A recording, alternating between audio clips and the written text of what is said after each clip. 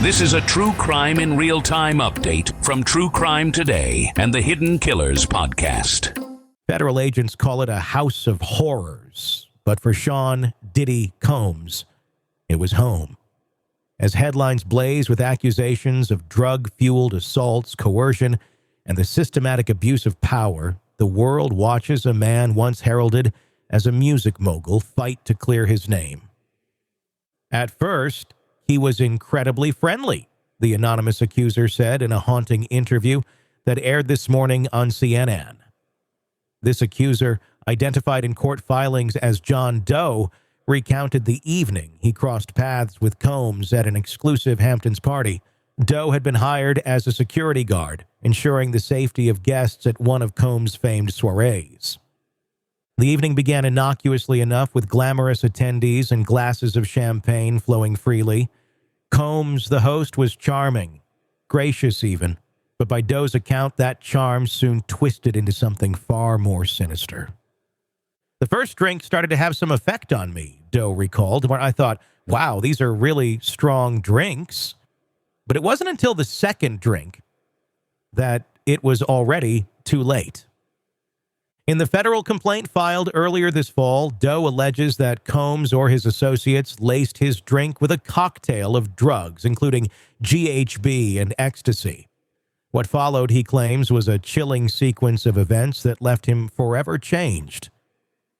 He was watching, Doe told the interviewer, waiting from a vantage point until I was helpless. Once he knew he had power over me, he took full advantage. The complaint paints a horrifying picture of Doe being forced into a van, where he says the music mogul sexually assaulted him. Through tears, Doe described the assault as abusive beyond belief, adding, I was screaming, begging him to stop. He acted like it was nothing, completely disconnected. This case, explosive in its details, represents just one of over 120 allegations now leveled against Combs. Among them are accusations involving minors, with at least 25 complainants claiming they were underage when the alleged assaults occurred.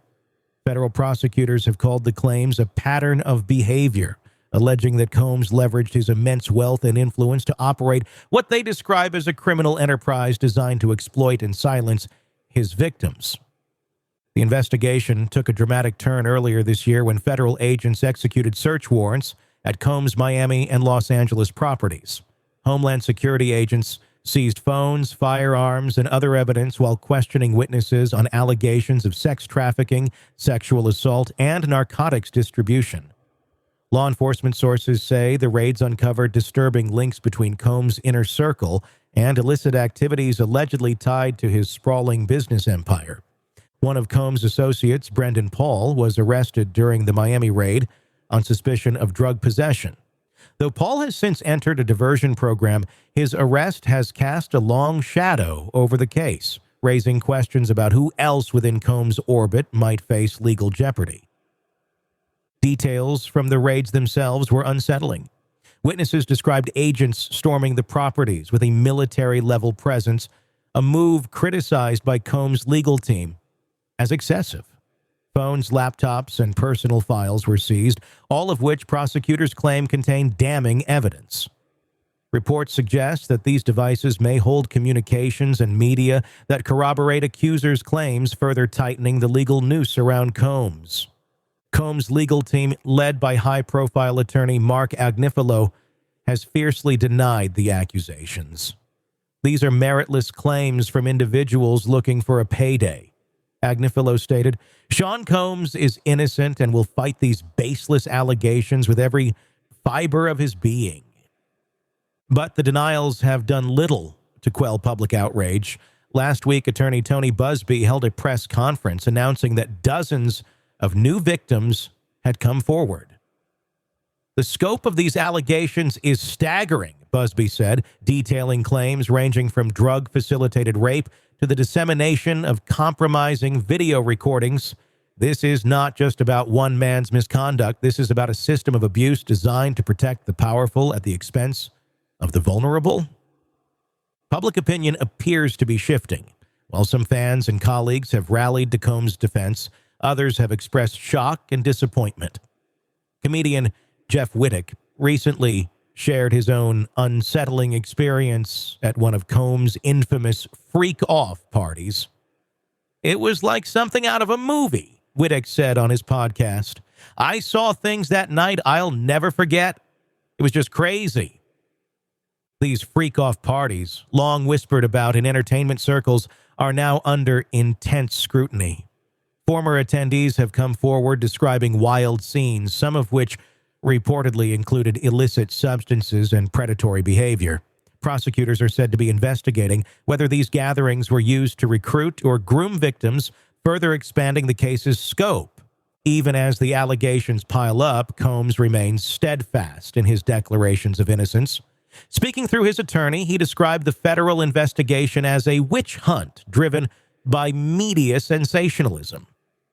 His mother, Janice Small Combs, echoed that sentiment, calling the allegations a public lynching. The music mogul's defense has also highlighted inconsistencies in some accusers' stories, with Agnifilo pointing out a few instances where timelines or details have conflicted. "We're confident that these discrepancies will ultimately discredit the claims," Agnifilo said.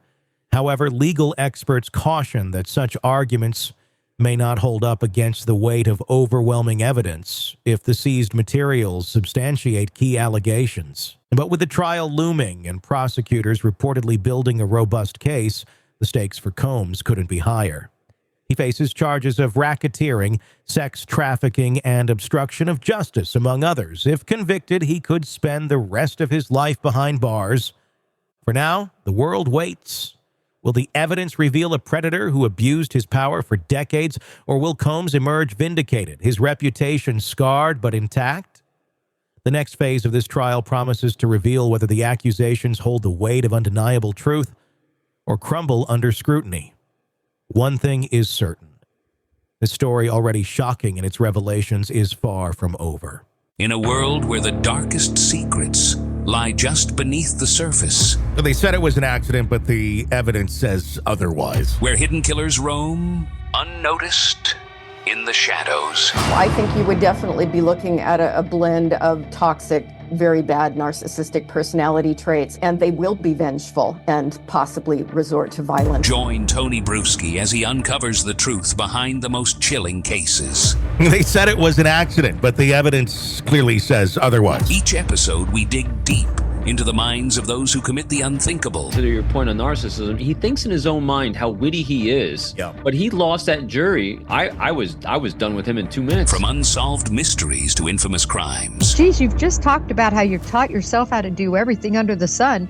I bet you did a YouTube video, how to best kill somebody with a knife. Hidden Killers with Tony Bruschi takes you where few dare to go. How does someone with such a dark secret go unnoticed for so long? With multiple new episodes every single day. We're not just telling stories, we're seeking justice. Listen now on Apple Podcasts or wherever you get your podcasts. Just search for Hidden Killers with Tony Bruschi.